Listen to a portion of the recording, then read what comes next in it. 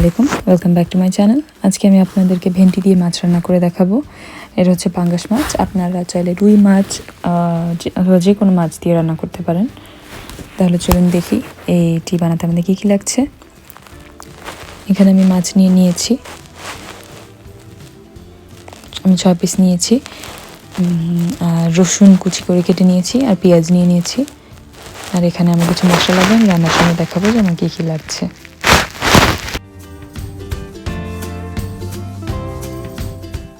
প্রথমে আমি মাছগুলোকে ভেজে নিব। এর জন্য আমি এটাতে হলুদ, মরিচ আর লবণ দিব। আমি হাফ টিস্পুন হলুদ, হাফ টিস্পুন মরিচ, হাফ টিস্পুন লবণ দিয়ে ভালো মতো মেখে এটাকে ভেজে নিব।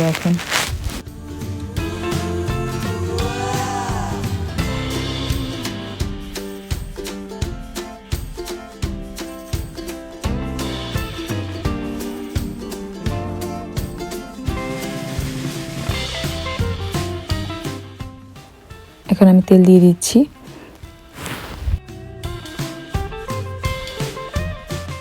তেলটা আমার গরম হয়ে আসছে, এখন আমি মাছগুলোকে ভেজে নিব।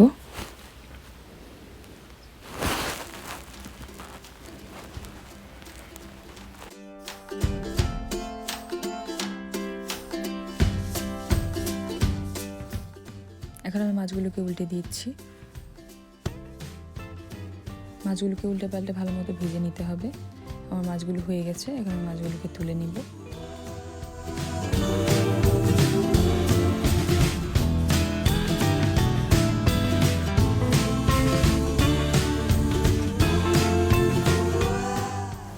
এখন আমি একটা পাতিলে যেই তেল দিয়ে আমি মাছগুলো ভেজে নিয়েছিলাম ওই তেলটাই দিয়ে দিব। ওই তেলটা দিয়ে যদি রান্না করি তাহলে সুন্দর একটা ফ্লেভার আসবে। এখন তেলটা গরম হয়ে আসলে আমি রসুন দিয়ে দিব। রসুনটা একটু ভালো মতো ভাজা ভাজা করে তারপর আমি ওটাতে পেঁয়াজ দিয়ে দিব।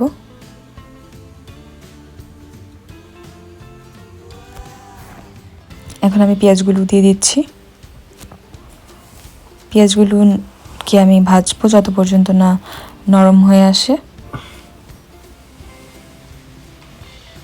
আমার পেঁয়াজটা নরম হয়ে আসছে। এখন আমি এটাতে প্রথমে একটু পানি দিয়ে দিব। পানি দেওয়ার কারণ হচ্ছে যেন গুঁড়া মশলাটা পুড়ে না যায়। এখন আমি হলুদ দিয়ে দিচ্ছি হাফ টিস্পুনের একটু বেশি, মরিচ গুঁড়া দিয়ে দিচ্ছি হাফ টিস্পুনের একটু বেশি, ধনিয়া গুঁড়াও দিয়ে দিচ্ছি হাফ টিস্পুনের একটু বেশি, আর লবণ দিয়ে দিয়েছি স্বাদ মতো। এখন আমি মশলাটাকে ভালো মতো কষিয়ে নিব। আমি প্রথমে ভেন্ডি দেখাতে ভুলে গিয়েছি। আমি যেহেতু ভেন্ডি দিয়ে মাছটা রান্না করছি, অবশ্যই ভেন্ডি লাগবে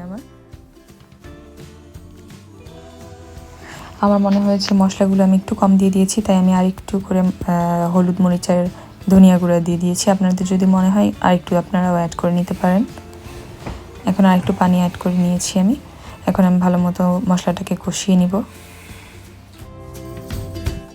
আমার মশলাটা কষানো হয়ে গেছে। এখন আমি আরেকটু পানি দিয়ে দিব, কারণ আমি এখন ভেন্ডি দিয়ে দিব এর জন্য। এখন আমি ভেন্ডিগুলো দিয়ে দিব সব। ভেন্ডি দিয়ে আমি ভালো মতো ভেন্ডিটাকে মশলার সাথে কষিয়ে নিব ভালো মতো।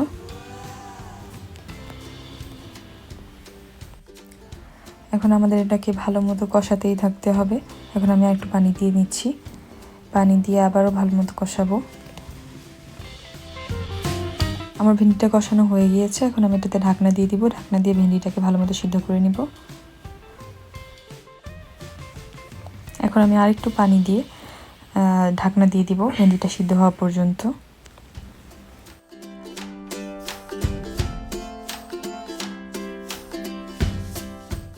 এখন আমি ঢাকনাটা খুলে চেক করে নিব আমার ভেন্ডিটা কি সিদ্ধ হয়েছে কিনা।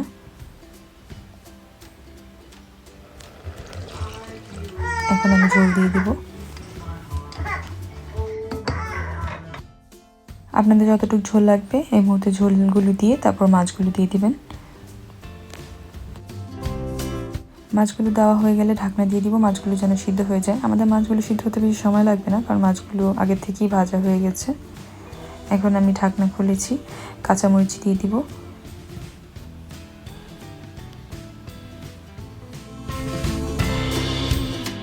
এখন আমার রান্নাটা হয়ে গেছে। আমি এখন 1 টিস্পুন জিরা গুঁড়া দিয়ে দিব, টালা জিরা গুঁড়া।